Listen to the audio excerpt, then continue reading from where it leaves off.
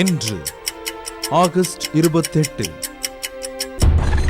1922 உலகில் முதலாக வானொலியில் வர்த்தக ஒலிபரப்பு அமெரிக்காவில்தான் ஆரம்பமானது.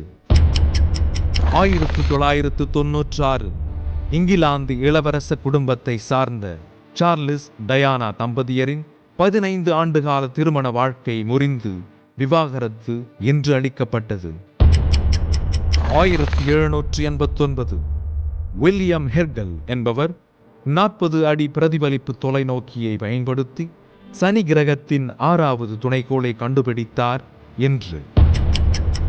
1963 கருப்பு இனத்தவர்களுக்கு முழு உரிமையையும் கொடுக்க வேண்டும் என்று வாஷிங்டனில் வெள்ளையர்கள் உட்பட 2,50,000 பேர் அமைதியான முறையில் பெரும் ஆர்ப்பாட்டம் நடத்தினர் என்று.